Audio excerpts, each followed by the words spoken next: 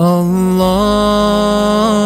الله الله نور السماوات والأرض. Lantern of light evolving together.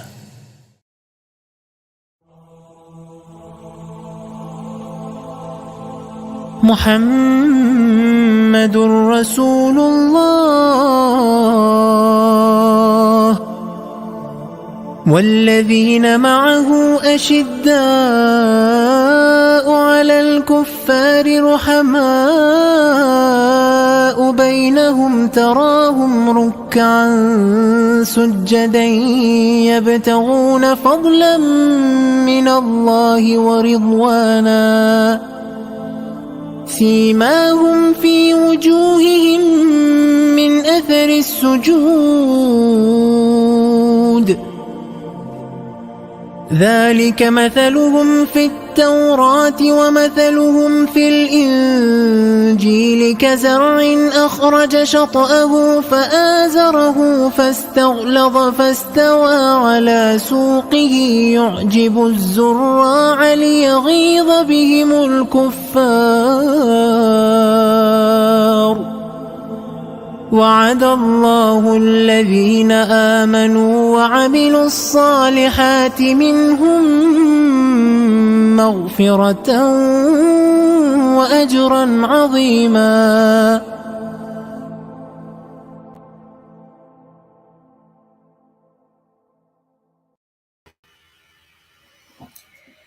Bismillahir Rahmanir Rahim. On behalf of Lantern of Light, I warmly welcome you all to this month's episode of Tawakkul Journey, albeit a little bit delayed because, everything is in the hands of Allah subhanahu wa ta'ala, and we apologize for the delay of 15 minutes due to obviously technical faults, not outside our remit, and it was not something that we could sort of handle.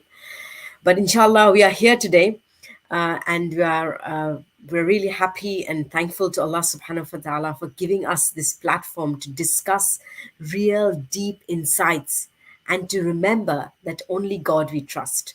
Wa tawakkal ala Allah wa kafa billahi wakila. So one of the important characteristics of a Muslim is that she remains in a positive state of mind, whatever the circumstances. That's what we are told. And she tries for the best and looks for wisdom in the situation. And the verse that we recall, that it may be that you hate something when it is good for you, and it may be that you love something when it is bad for you, and Allah knows best.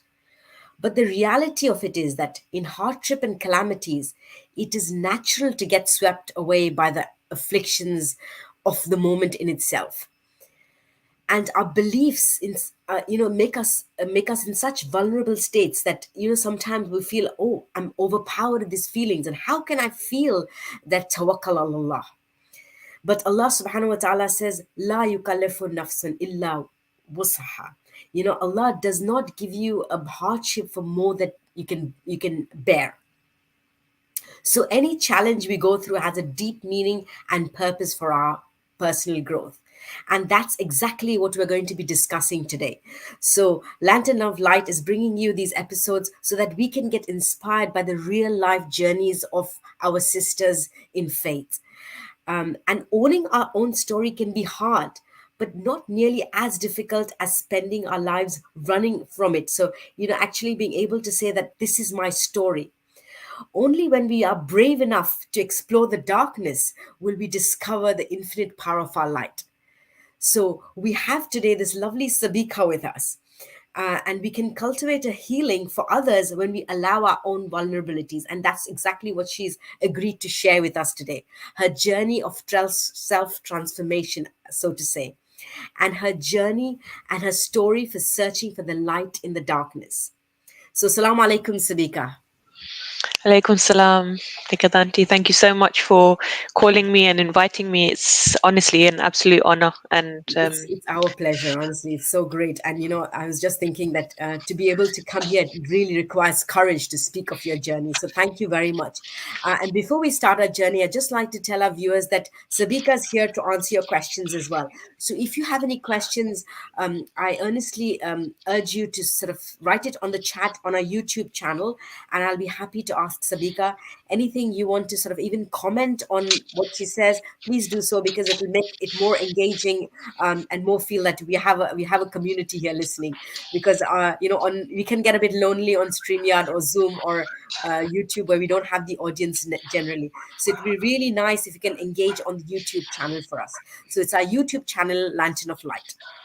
So, thank you, Sabika, again. And let's start our journey, or your journey rather, from your childhood. So, just to set the scene, if you can give us your childhood days, where you were born, what you were like as a child, and how you went through your education, and any inspiring things that you can share with us. okay, so I was born in Pakistan, in Lahore, and as was my sister, my brother, my older brother was born in Iran, and we have a very kind of mixed background. So Oh, my granddad was a Maulana, and Maulana's families tend to move around quite a lot. So he okay. he first he was in Africa. My mum was born in Dar es Salaam in Tanzania, and then they moved to Iran, and then they moved to Pakistan. So our whole family is kind of either born in Dar es Salaam, in Iran, or in Pakistan, and we're quite mixed. So, are you also Um, been traveling around these places yourself? no, I haven't. So Okay. Iran feels like home for me. So when we do go back, my mum speaks Farsi. All of her brothers and sisters speak Farsi. Good. Unfortunately, they kept it as their secret language, so they didn't pass it on to us. Okay. Um, so I was born in Pakistan, and then we all kind of migrated to England, and we moved here. We were in Peterborough and Birmingham, and now we're in London, and I'm in Birmingham, back in Birmingham again. So Okay, so um, you've been moving around a little bit in the UK itself. I understand you yes, were in Scotland for a while as well, right? At yeah, some yeah, point I later on was, in your life, but yeah. so you've moved around. That's really brilliant. So your education was here in the United Kingdom, here in UK. Yes, yes. So I moved here when I was about 6 months old. So I've pretty much been born and raised in London anyway, Okay. and I've had all of my education here. I've got my undergrad degree, so BA in philosophy and religious studies, Hmm. and I've got my MSc in psychology. And in terms of my childhood and how I feel I was a quiet child. I was Okay. very, So very says your mom, right?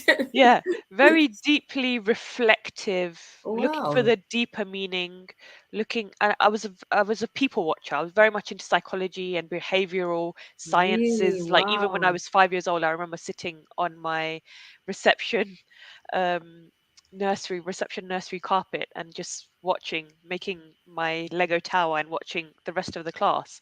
So I was very reflective, very looking at, Hmm. people's behavior, and I was interested in how people are as and how their behaviors make them who they are in terms of personality. That's really um interesting to be at that age, to have that reflective. Lovely. Yes. Okay. yeah, though I didn't know the term psychology, but I always knew that I was into that kind of stuff. Yeah. So yeah, But and then you did obviously, not do the psychology degree. You did the philosophy and theology, but then went on to do psychology. So it was yes, some yeah. some interest or passion that you wanted to follow through, right? Yeah, and I think now that I'm looking back on it, everything that I've been led to has connected. And Mm, the reason probably why I started with philosophy and religious studies is because I always knew that I had this very special magical connection with Allah. And subhanallah. I feel that, and I can still feel that. And I didn't know how to verbalize it, and I didn't know what that was until now. And I didn't Okay. know that it was Allah. I just Mm, knew there was some sort of connection and some sort of deeper love, something there, but I didn't know what mm, it was. And I think that's why I kept searching and wanting to know, and went into philosophy and went into religious studies. And I I went into spirituality and Sufism as well. And I think that's when it was at university when I realized that there's much more to Allah and much more to mm, Islam than just the ritualistic kind of, mm, namaz, salah, hajj, zakat.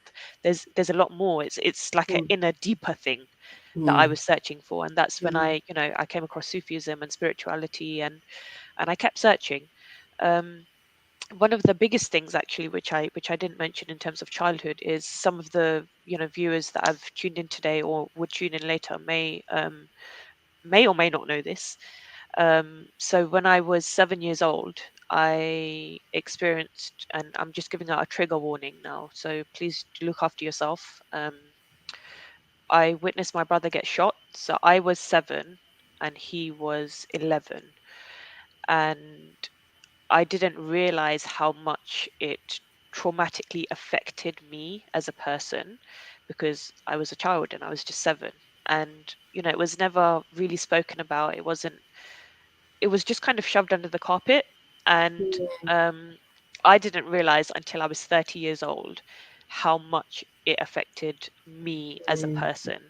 So you were And carrying it through those years of your yeah, life, which you did yeah. not actually realize. Yeah, and it Mm, it very much, Nikadante, it changed my life. So mm, until the age of 30, I didn't realize why I was so scared of people and why I mm, was so scared to do things independently. And like now that I talk about how our family is so diverse and we're from the world, we're people of the world, I get so excited by it. And that's the excitement that I felt in terms of wanting to travel by mm, myself and get my backpack and just go. mm, mm, But I always had this fear inside of me that I can't do that because something is mm, going to hurt me or someone's going to hurt mm, me. And mm, now that I reflect on it, I can see it's because of, mm, the little 7-year-old girl inside of me, the inner child, was mm, telling me, you're going to get hurt because you've seen that mm, hurt before. mm, So it mm. really stopped me from doing a lot in my life. So So we do carry our fears around with us unless we face them, acknowledge them, and then absolutely, heal them to a certain extent, isn't it? absolutely, Yeah. yes. So that's very interesting. But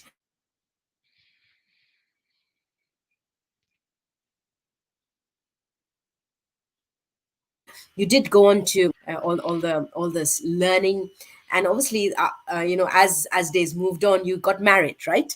So I'm just Yes, going to I did. move you into your timeline in a bit. And you got married, of course, holding onto the things that you had experienced as a child. Yeah.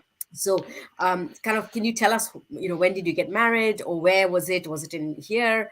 Did you move away? And something a little bit about your married life. Yeah, sure. So I got married when I was 21, and I feel like I'm from here. My husband is from Pakistan, from Lahore as well, but he was living here for about 6 years Mm, before we got married, and he was the ideal person. And he was very much, I like the energy that a person that's migrated brings, so I liked that. But then he was very much also in the system, so he knew how to do things. It's not like I would have had to teach him. mm. And I feel that's important to recognize because quite often people think people from abroad Yeah, are not a good match, but you really have to look at the person.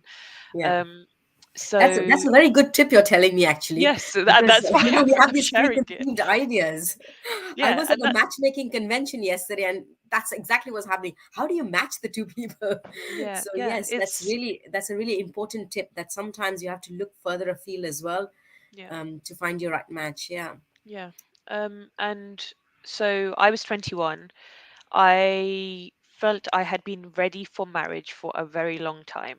Really, like how And long? yeah, I think I've always been a mature person. So I Subhanallah. always knew I was going to get married, and I want to get married to the right person so Mm. I can parent with them Hmm. the children of the children that are going to be the Ansar Beautiful. of the Imam of our time. Wow, That's that's literally that's what my very mature. That's that's what so my you didn't have a intention was. Cinderella kind of dream. You had a Well, more deeper reality. I did also have a Cinderella dream. He was going to be my Prince Yeah, Charming, but he was going to help me to raise the Ansar of the Imam yeah. of our time, right? Mm, So, there's a bit of Britishness, a bit of Islam, a bit of, a bit of yeah. mishmash going on. So I knew for a long time that I wanted to get married. I knew the kind of person that I wanted to marry, and I felt I was ready to get married. But I also had this underlying thing inside of me that I needed somebody to complete me. Mm, And I somebody or something to complete me, right? So I presumed that was a husband. mm, mm. Okay. So, and the reason why I'm mentioning this is because as I got married and as, time progressed, I did go into depression. And I do feel depression was inside of me, Yeah, underlying Sabika, inside of me just anyway. a quick. You mean as soon as after you got married, you got into this feeling of depression, or was it straight I away? think I think depression was underlying inside of me Oh, anyway. see, There okay. was always an element of what is the world, who am I, what am I doing? Mm, And I had this mm. curiosity, but it was just underlying, right? Okay, okay. So as I got married, I realized this person doesn't complete me Mm, mm. because nobody completes us, right? Sure, sure. There is no other person that is going to complete us. So I kind of put all my eggs in that marriage basket, thinking I'm going to get married and I'm going to become this amazing Sabika that's wholesome and Mm, complete and happily ever after kind of thing. That was my Cinderella, that someone's going to come and be my hero and complete me. mm, And it didn't happen. So I think that's when I started thinking, oh, this is not really working. And it was more on me because I was putting pressure and expecting that person, my husband, to complete me when he couldn't do mm, that. mm, So, and the reason why I'm mentioning that, Nikhat, is because I think it's really important to recognize just that, because quite often, mm, um, girls who are getting married do go through that, and they think getting married is going to be, the answer to all of my worries, or getting mm. married is going to be the Completing missing my thing. faith. Mm, Yeah, it's the missing thing that I'm looking for. It's the connection to mm, Allah, and I can be a better Muslim if I get married. mm. And it's not the case. You have to become that wholesome. It's something that can help if it's a good match, Yeah. but being whole and complete and being the person that you need to be before you get married is more important than getting married. So that's why I Mm, think it's mm. it's important to mention that. So Yeah. yeah, I did get married, and I was trying to discover myself. I was working, I was studying, I was doing my MSc as well, Mm, and I've got more than 16 plus years of working in schools with children, and understanding the psychology behind child development and stuff like mm, that. And then after 3 years, I we decided, my husband and I decided, on the way we were walking to Iraq, through the desert, and we decided it's time for us to have a baby.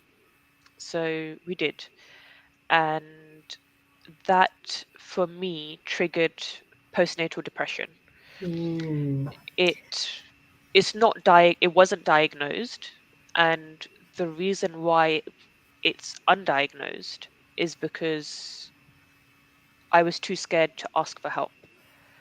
So I had depression with my son, and it wasn't, I Did you recognize that it was a depression, or was it something that you just, you I know? knew that there was, for me, depression is not wanting to live my life, Okay. even though I've That got a that's a baby in good my way. That's a hands. good way of, yes. That's a good way of That's it. describing. I Yes. mean, whether Yeah. that's a textbook definition or not, Mm. for me, that's what Yeah. depression is. Because what I've heard, that when you have a child, you feel, oh, you don't love the child, or it's a temporary state, and you feel, oh, but then you go through that because you've just delivered a baby and it's postnatal depression, so everyone gets it and you move on from it.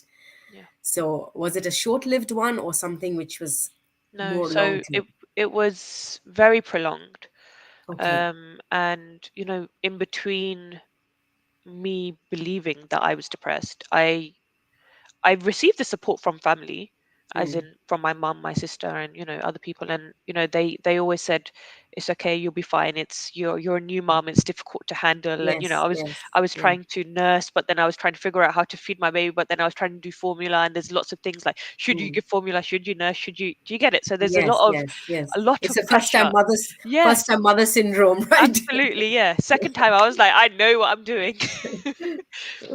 Yeah, So but you there also was, had a lineage of scholars in your family, right? yes.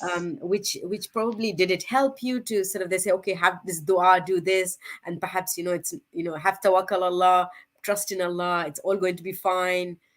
Yeah, and I did hear this a lot. And it's, the reassurance was there, and I felt the love. So I was immensely loved and I felt supported. And but it wasn't enough, because I Mm, just always felt like there's still something wrong with me. And my mum always called me the Iron Lady, and I can get through anything, and I climb mhm. up mountains like a goat, and I can do whatever I need to do, whatever I set my mind to.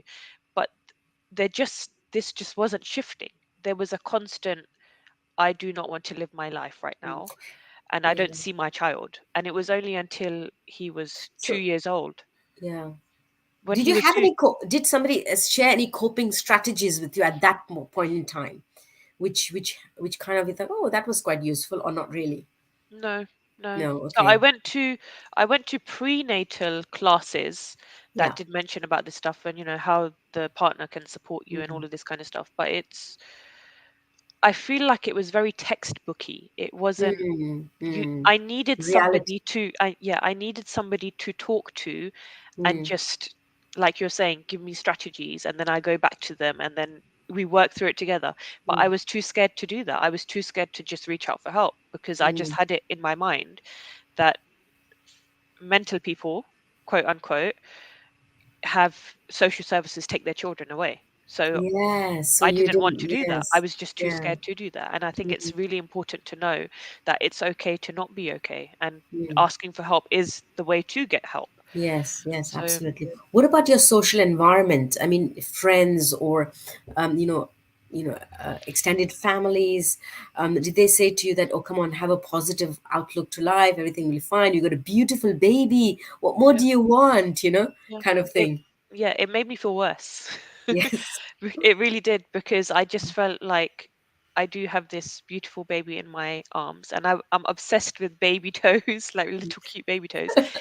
But I just, until my son was 2 years old, I never felt anything towards him, never. Mm, And it's mm, only when he hit two, then I felt something inside of me, and I thought, oh, that's a little different. That feels a bit like love and mm. a connection. And Yeah. then I So, realized, that's yeah. when I realized, wow, I haven't felt that for 2 years, and he's two Yes. years old now, and now I felt that. So I'm just going to stop you there because that would be a crucial time for us to know what actually tipped the balance.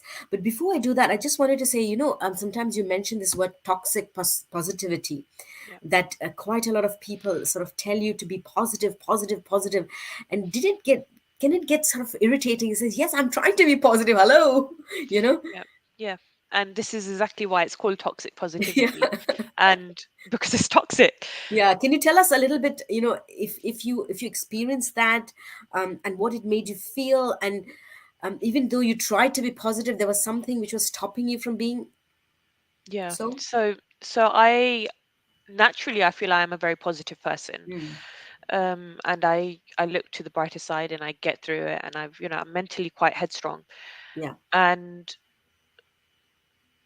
I knew that I could get through the sleepless nights. I knew I could, Mm, physically I could get through yes. whatever I needed to get through. Mm, And I could hear people saying, it's okay, you're a first time mom, it's okay, you'll be able to do it, you'll yeah. understand how to do things.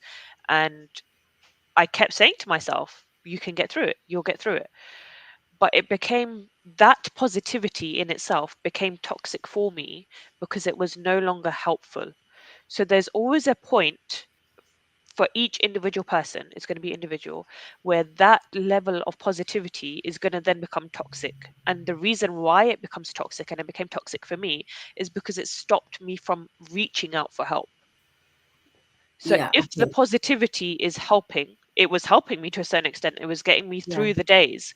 But then it became toxic because it was stopping me, it was acting as a hindrance for me Mm, actually getting that help that I needed, because I it became, that same voice just regurgitated within me, kept saying, get through this, you're fine, get through this, you're mm. fine. Or maybe were you worried about judgment of people as well? That, you know what, I mean, I shouldn't be going through this, and people are judging me to say that, why am I going through this? Is that kind of a self talk? Yeah, I think it was more so, now that you've said that, I think it was also, I remember my mum mentioning, and there's never any blame. So whenever I do talk about my mum, or parents or elders or anything Yeah. like that, it's never with blame. It's always with, they knew, they did what they knew best. Um, so my mum said to me, just pray namaz, or Yeah. talk to Allah, or Yeah. read some Quran, read this dua, read these ayahs. It will Yes. help Yes. you.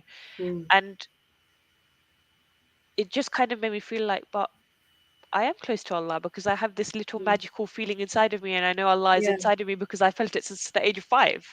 So Mm. I felt that closeness to Allah.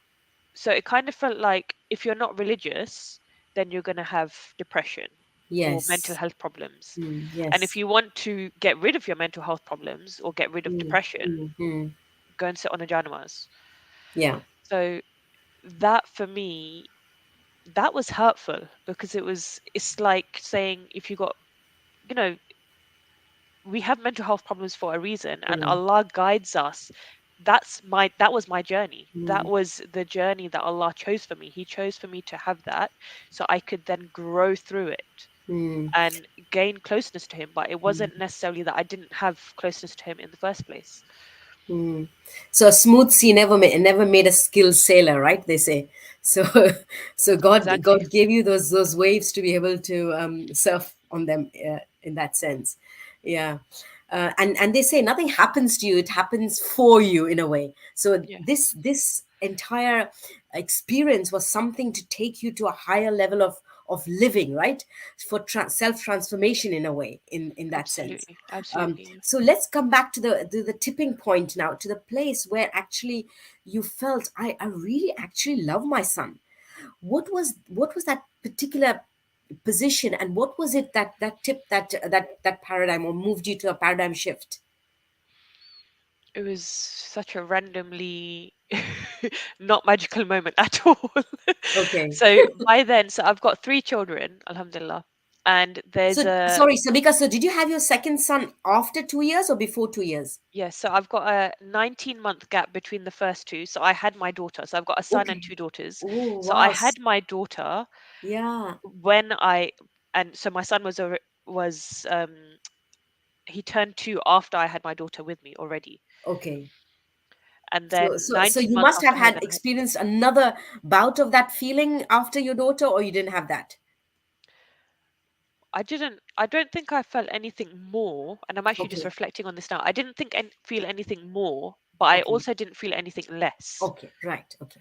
So when But you were, when mashallah, courageous to have that second child as well at that moment in time. yeah, and then I had the third You as well. just go through the motions of life, right?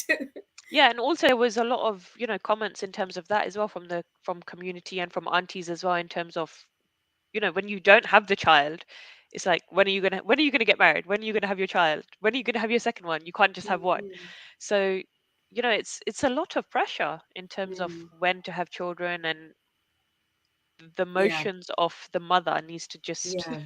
understand what she's going through. Yeah, so So so you actually so you can't pinpoint at what point, what was the light that shone on you to to tip that thing? Was that just life itself, because you had your second child, and then maybe you got inspiration or whatever, but there was nothing specifically like you spoke to someone, you experienced a kind of some kind of counseling or help with someone.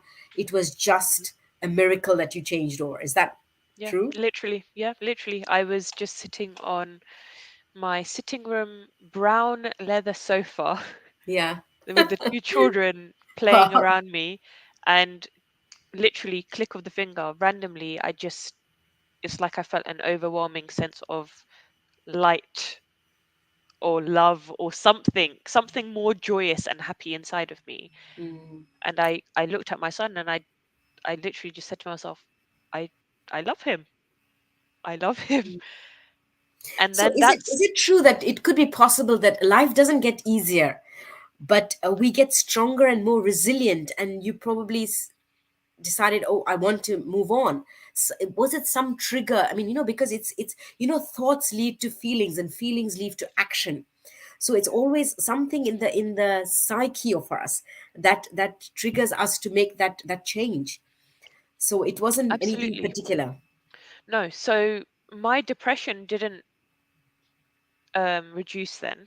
Okay. I just that moment was just the pang of I actually can see my son and I love him. Okay, subhanallah. So depression continued and it got worse. So Okay. postnatal, in terms of my connection with my children, started to Hmm. form. I But me see. as a person, that depression continued. Does that make sense? Yes, I understand. So there Yeah. was kind of a motherly bond that Allah put for you, but Yes. your Yes. mental wellness, was still at a crucial point, if I may Yeah. say so. Yeah. Yes. And for a good few years. So after that, then I had after my daughter was born, This we is the then third I daughter or second yes. one?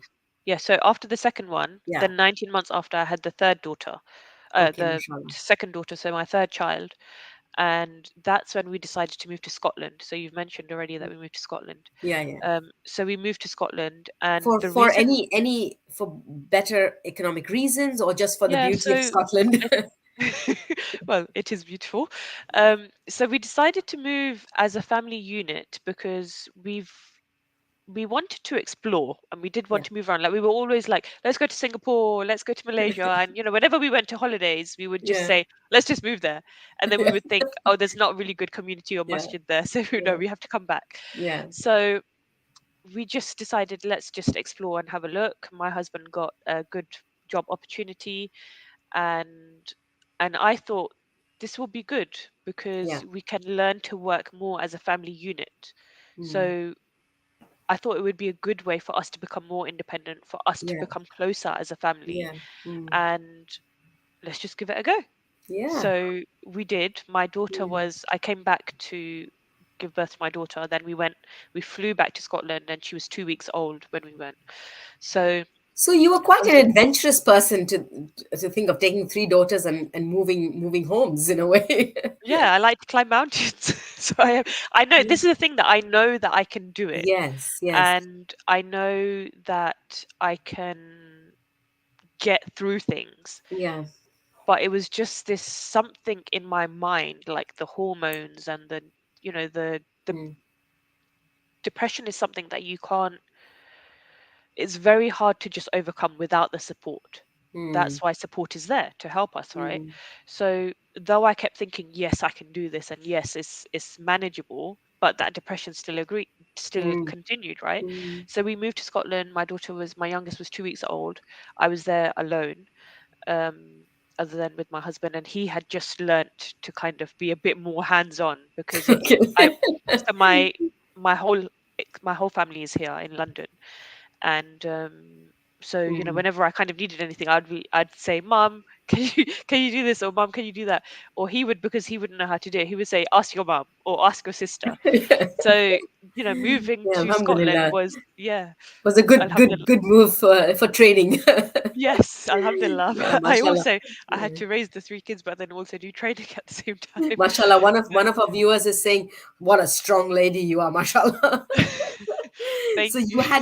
you had this motherly love in you, and you were sort of you couldn't feel it, but now you were beginning to embrace the three children. Is that right? And feeling, but one thing I forgot to ask you is that when you said you were feeling depressed, are you able to share with us some kind of feelings with our viewers? What do you sort of look out for clues that you're actually not well within your mental wellness? Okay, so every single person is individual and different. Yeah, So I'm just gonna share and express what I felt, but yeah, viewers may or may not resonate with that. But it's okay, always good to just seek advice and reflect on yourself yeah, in terms of when you had a good sure, place and perhaps how you are now. You can reflect it in that sure, sense. yeah, sure. So I personally felt, so I use somatic therapy, which is to do with the body. Mm, So as a person, I felt immensely heavy and dark. So my body itself, I would Mm. feel like I wouldn't be able to move it. So I would Right. walk, but I would feel like my feet were dragging itself, and I was heavier than I was. Um, So physical but symptoms, a lot of physical symptoms. yeah, definitely, yeah. Um, Brain fogginess. So I would Oh. Mm. everything I would have to write down. And I still do have to. So obviously it has its implications. So even in terms of like when I fed my daughter or things like that, I would literally write it down on a paper because I knew I would forget. So brain Wow. Mm. fogginess, forgetting things, um, very minimal laughter, very minimal talking. So Mm. socializing was complete zero because Mm. first of all I didn't know anyone out there in Scotland anyway. But even minimal to the extent like me verbalizing even my needs, like even going to the shop and saying, "Can I pay by card, please?" That was something that I had to constantly, like while I was in the queue, I would constantly have to tell Wow. myself, "Can I pay by card, please? Can I pay by card, please?" So those words come out. Mm. So very slow, very heavy, very dark, not socializing. Nothing is joyous, nothing is happy. The kids were there. I would take pictures. Like I would send plenty of pictures and videos to my family back home of the kids and of me smiling. And now when I look Mm. back at when Google kind of sends you back memories of 5 years ago, 4 years ago, when I look back at that, anyone else would see a joyous family. But when I look back at that, I feel that heaviness again. I know what I was going Mm. through. So, Mm. um, Subhanallah, that's true. yeah. But in spite of all that, you were very courageous to say, "I'm going to homeschool my children." What Yes. led you to do that? It was the motherly love. It Okay, really was. Subhanallah. It was the motherly love, and it was also, so I work with the inner child as well. It was I Now I can recognize there's also something to do with the inner child. Yeah. So when I was at school, we had sex education, and I was traumatized by it, really traumatized. And that sat inside of me because I felt like my innocence was robbed from me a lot sooner than it should have done. So Mm. unconsciously that sat in my mind. So when this whole RSE, I don't know if you've got viewers from, worldwide, but I think with in the UK they call it RSE, relationship and sex Yeah. education. Yeah. Because I know in America I've had conversations and they have no idea what that is. Mm. So the concept was to introduce relationship and sex education from Mm. the age of 5, right? So that absolutely disgusted me, and I'm going to use that heavy word disgusted because it really did. um, Probably because I had experience of that and I didn't want my children to lose their innocence and know things before they needed to. Mm. And there was, a lot, and I'm sure Nikhat, you remember, and it still is going on in terms of the Mm. exposure. And we saw I saw um PDFs and things that they would be sharing in school, and the promoting of Mm. homosexuality. And it wasn't just the awareness, because we live in this country, and I just thought, well, my children are going to be aware of it, they're going to see it. But it's the before age awareness and the promoting to be things that Mm. Islamically we Yeah. wouldn't So allow. yeah. So you sort of became brave enough to say, "I'll do homeschooling." Yeah. Was that So something that now could have overwhelmed you even more by any chance? over what? Sorry. Overwhelmed you because you had Oh, three kids now. You have yeah, to yeah, teach them. 100%. You have to be with them all day. So 100%. you know Yeah. that I don't want to use the depression, but your mental wellness. Did it affect your mental wellness? Yes, it did. And we missed a spot, missed a little snippet there. So I was in Scotland, Yeah. and then I found out about home education. Yeah. And because Scotland has such a good education system, home education is not An option. present there. Okay. Yeah, it's not Yeah. an option there at all. So we moved to Birmingham Right. Okay. because home education is so common and there's such a big community Yeah. here. So I knew, I'd be able to do the activities and all of these things with my children. So that's when we moved to Birmingham. And Mm. then I chose to home educate. And um, yes, it had a major, major impact on my mental health. And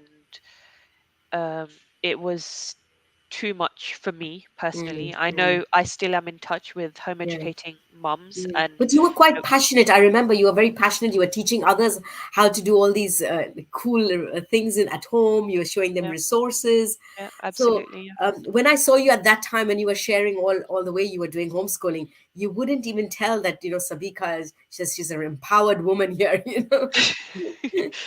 Yeah, and it just goes to show that we as human Yeah, beings so easily can wear a mask, yeah, so easily. absolutely, And it absolutely. really shocks me to hear that for myself, because it's so easy to do that. And never ever judge a book by its cover. Mm, Always ask someone, how are you doing, and ask them mm, again, how are you doing, because often people, when you ask them the first time, they'll say, yeah, I'm doing okay. mm, And mm, I mm. did that so many times. Yes, And absolutely, yeah. I was passionate about the concept of home educating. Mm, And it's incredible. You get to spend so much time with your children, yeah. teach them Mm, the best of akhlaq, and until the age of 7, why not play and enjoy and mm, learn? So mm, the mm, mm, concept for me was mm, amazing. And I had more than 16 plus years experience of working with children and making mm, activities, and I'm very mm. creative and hands-on. So I was the Yeah. ideal perfect home educating candidate mum.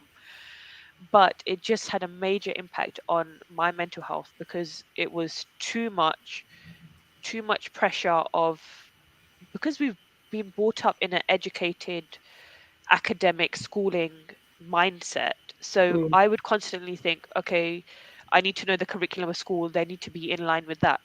But home educating really should be loose and let mm, children be free. mm, So I constantly used to think, I need to academically be teaching them the right way, and then mm. I also need to be a mum, and I also need to have a Yeah, clean house, which is completely impossible yeah, yeah. with 3 children. And then I also need to be have the best of akhlaq, which I wasn't Yes, having, yeah, because you just end up shouting all yeah, the time. yeah. Mm, So, and then eventually, I realized that this isn't working, and I was pushing. I was I put myself, and I was stuck between a rock and a hard place, because I just felt like my perseverance and I can do this strong womanness was on one side, and then the I need to continue this homeschooling because it was my intention, and my niyyah was on the other side, and I need to protect my children was on the other side. So I just felt like there was no failing. There was, if I stopped, it was a fail, and I couldn't do mm, that. mm, mm. But And still, you were what playing a tug of war with your mental wellness Yeah. and trying to juggle all these things Yeah, together. absolutely. Yeah. So, Mm, my mindset and my mental health just took a back. It was, sitting mm. backstage, in the sense that it wasn't important. But Did at it the end get of the day, worse? Did it get worse? Was there absolutely. any specifically things that happened to you? If you don't mind me asking you. Yeah. So the reason why I'm sharing this is because I've shared it on one of my sessions before. It got so bad, the and people say that it builds inside of you, and then one day it's going to explode and pop. Mm, And that's when it gets too late. So don't wait for that moment.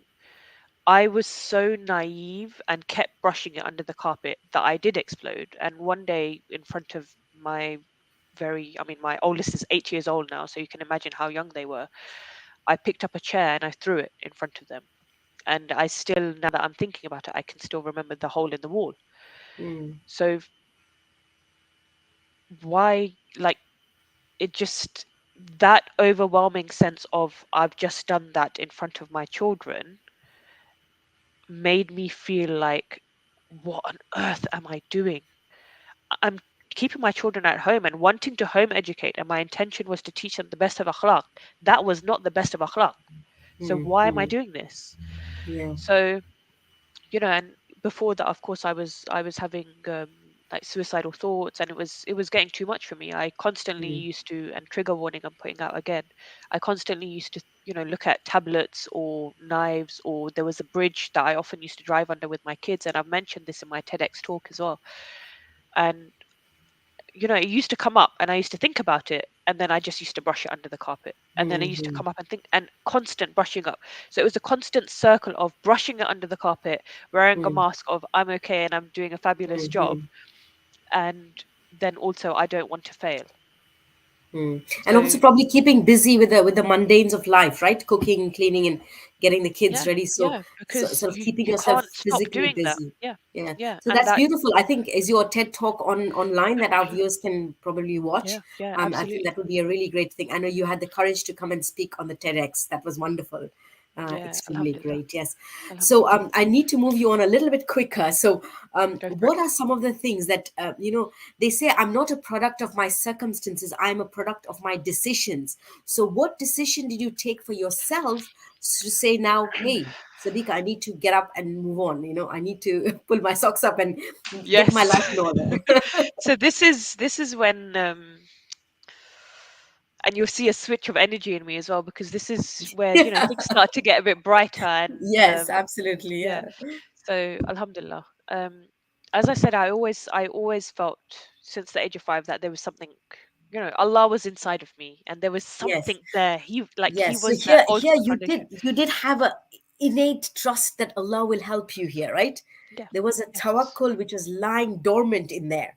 We just Absolutely. needed to Yeah. sort of be woken up to a certain extent. Is that right? Yeah, yeah. Yeah. And it was dormant and unconscious, but it was also conscious at certain moments. So, Okay. every Right. Okay. snippets throughout my life, I would come to this point where I'm like, oh, I feel Allah. And then it would kind of just go back down with Yeah. the turmoil of life. Mm, And so there was, when I hit the age of 30, I'm in mm, Birmingham, I've got these 3 kids, I'm still home educating, I'm just setting the scene here. Um, I've literally reached the pinnacle of my suicidal thoughts and ready to explode again. mm, And there was a self-help session that happened on in Birmingham in the masjid at Clifton Road. And it was a session about basically becoming the best versions of yourself. mm, So I just signed up to it, and I just went to it. And I had been to plenty of these kinds of sessions, all throughout my youth and teenage mm, years. mm, And mm, mm, and I would listen, I would go and sit down and take loads of notes. I'm a note taker. And mm. then and then I'd have my aha moments and be like, yeah, Yeah. this is really good. And then Mm. after 2 weeks, I just forget everything and then just get back to normal, right? Welcome to our journeys, all of us. Yes. Yes. But this session was different. Right. And Nikhat, honestly, I have haqqul yaqeen that this was the moment. Like I feel that Allah calls us at different moments in our life. He opens that door, Yes. but it's up to us whether we see it or not, whether we Mm, see that door open. Subhanallah. I Yes. never saw the door. I never saw it. I never recognized it. He's always there. Allah is always Yes. there, Yeah. but it's up to us to see that.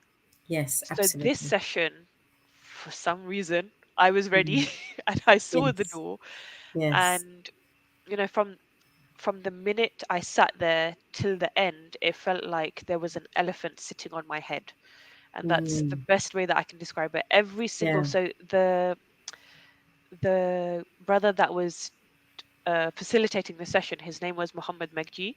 You might have heard of him. Yeah. Some of your viewers might have heard of him. Yeah. Um, so everything he said from start Mm. to finish was as if he was speaking the echo of my own voice. Right. So beautiful. So I really connected with him, and I 100% believe that Allah guides people and opportunities and events and experiences to our lives because he knows that that is a window or a door for us to Mm. receive that light from him. Yeah. So this was the perfect connection, and it Mm. was the everything that I needed to hear was there. Mm. Mm. So after that, it very much changed me. Something awakened inside of me, and I felt like I'm 30 years old now.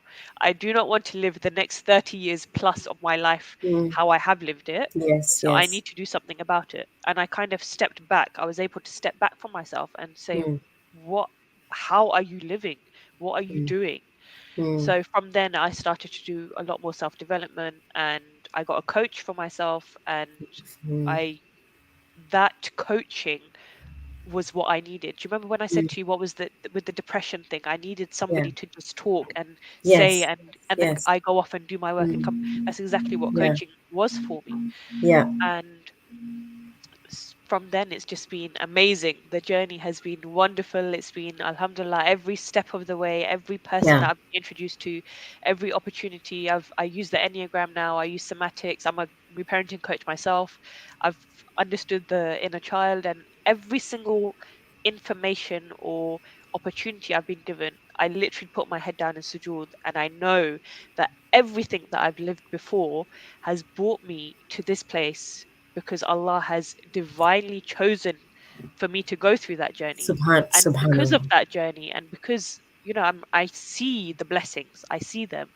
That Mm. is what has made me have tawakkul in Allah. It's given me haqqul yaqeen that I never was the planner, I never was the organizer, I never Subhanallah. had my, yes, I can choose things in my life, but the journey was planned for me. But the Yes. responsibility of seeing and Mm. awakening to that Mm. was my responsibility. Yeah, I absolutely. did that in that session, Mm. and Mm. since then I constantly keep awakening. I'm guiding people, and it's amazing. I feel Subhanallah, that. you really turned your wounds into wisdom, as they say. Yes, yes, and it Masha, is mashallah, mashallah, super. So alhamdulillah. can you tell us now that you've healed and you've, I know it's a lot to say how you did all that, but obviously, from what I hear is that you had a moment of God's guidance come to you, and then you took the steps to sort of heal that inner child of yours, to face your fears, remove them, and then move on. And as you've moved on now, mashallah, you have become a parenting coach. Is that right, Sabika? Yeah, so a reparenting coach, and Yeah, reparenting coach, mashallah. And how are some ways that you are helping other women or other people in general, to overcome their fears and their baggages that they've been carrying through their life? So, can you tell us some of the things that you're doing now? yeah, so this is something that I'm really, really passionate about because Yeah, I've lived it. I know it works, and it's working for so many others. So I use something called the Enneagram, and if you Google it or even Google my name, then a session or so might come up in terms of me explaining what the Enneagram is. yeah, So I use the Enneagram. I work with the inner child. I guide them to do shadow work, and the concept is to reparent your inner child. So the inner yeah, child, your little you, still exists within you today. So it sits in your unconscious mind, right? yeah. So the Mm, concept is to reparent yourself and give yourself what you needed. So you let go of limiting beliefs. You let go of fears. Like I had the fear of, mm, my mm, brother got shot, so I had a mm, constant fear. I was able to let go of that and tell myself, I am safe. mm. People are not going to hurt me. People are Yeah. loving. People are Mm, caring. So it's reparenting yourself. It's basically rewiring your mindset, rewiring mm. that inner Yeah. child, those fears and limiting beliefs inside of you, and saying, let's move on now. And Mm. that's how And I guide. actually bringing that true tawakkul, not from the books, but in real Yes, life, right? yes, To be able to absolutely. experience God in your life in a way. Yes. So Yeah. I now Mm, say that Allah is the unwounded parent that we've always had. We just mm, have to allow Him to parent us. So because life Allah is doesn't. that. Yes, fantastic. Yeah, because life doesn't get easier, right? Just No, because it what you doesn't. did, it doesn't get easier or more enjoyable.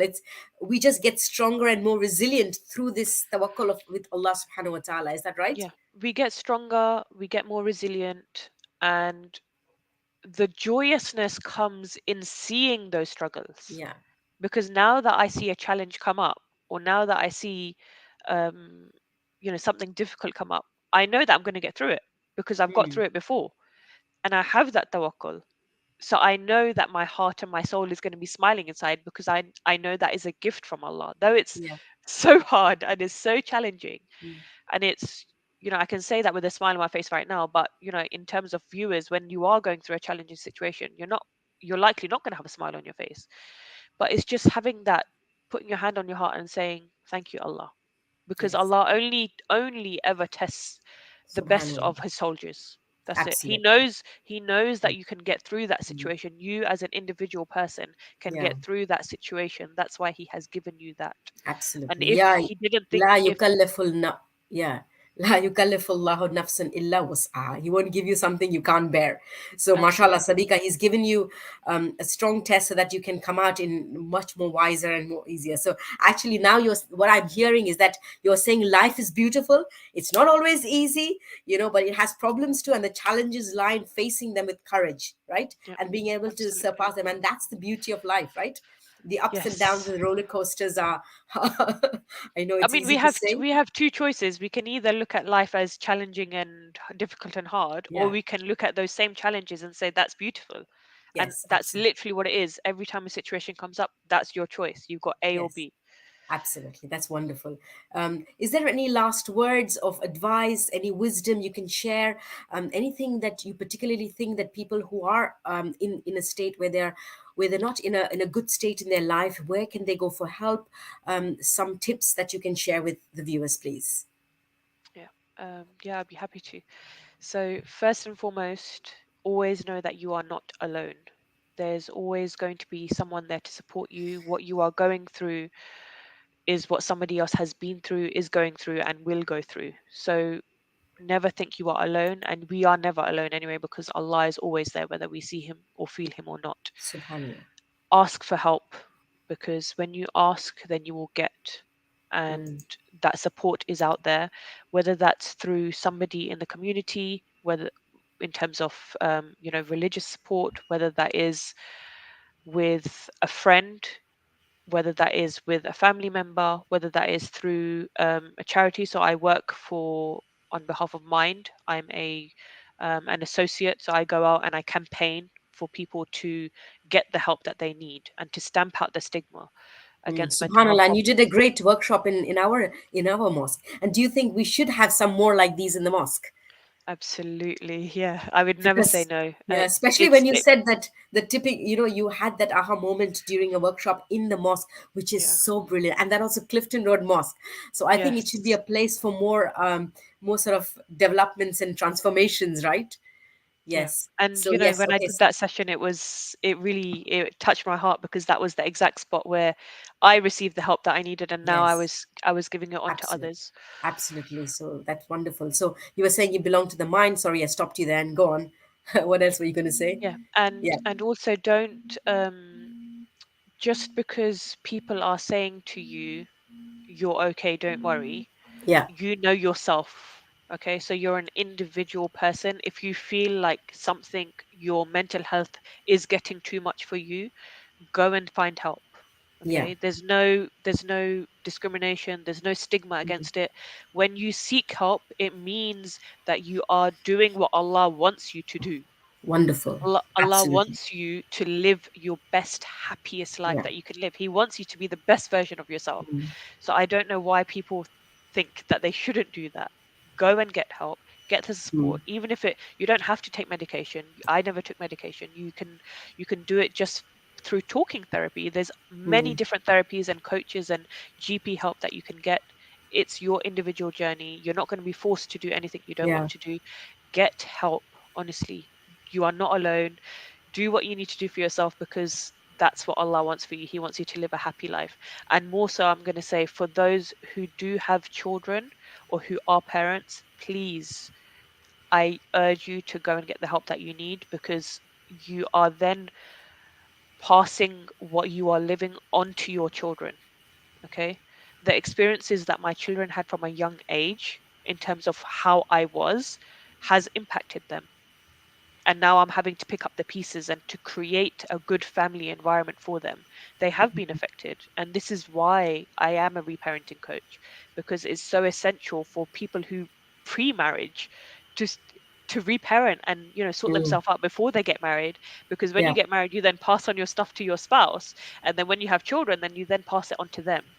So Mm. mental health, your well-being, your happiness is the most important. And by looking after yourself, you are worshipping Allah, you are gaining closeness to Allah, you are Subhanallah. accepting and seeing that is in you. Allah is in you. Subhan- And your individual connection to Allah is your individual connection. However many billions of people there are out there in the world, there's that many ways to connect to Allah. Mm. Yeah. That's beautiful, mashallah. That's great. So, in our darkest moments, we must connect to the light of Allah subhanahu wa ta'ala. I mean, Yes, not and it's always, but especially, they say that when you're down to your knees, it's a perfect time to pray or something like that. I remember reading. yeah, So, yes, and Rumi says as well, it's through the wound where your light enters. So it's through enters. your pains, it's through your challenges, it's through those wounds where when Yeah. you accept that and you embrace Allah, that's where Allah's love and light is going to shine through you. Absolutely wonderful. That's great, great advice. Thank you so much, Sabika. And on behalf of Lantern of Light, I truly appreciate your coming and sharing your journey with us today.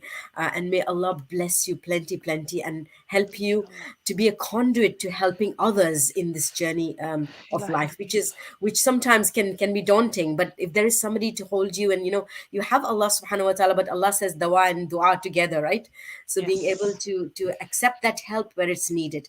So I'm really grateful. Thank you so much for joining us. And if anyone wants to speak to Sabika, I think she's probably available in our Jamaat. Most of them know you, right? In a sense. So Yeah. it's brilliant that you've come and shared with us. You are a real star, mashallah. And we've got some great comments saying that such a courageous person you are, and how well you've sort of come out of your darkness, mashallah. So Alhamdulillah. thank Thank you you so very much. much. And we pray to Allah subhanahu wa ta'ala to give you every success. And pray to Inshallah. Allah subhanahu wa ta'ala for giving success to all those who are suffering today through this mental illness or whatever that is being a challenge in your life. If you haven't subscribed to Lantern of Light, please do so now, because we've got some great programs on our YouTube channel. And inshallah, hope to see you in the next episode of Tawakkul on Allah. Ma'asalam.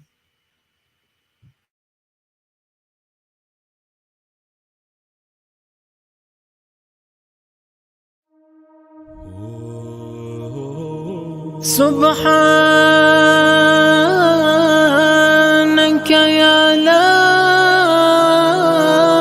إله إلا أنت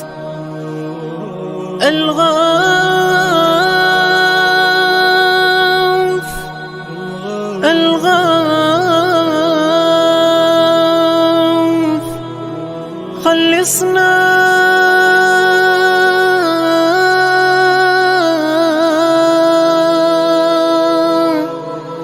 من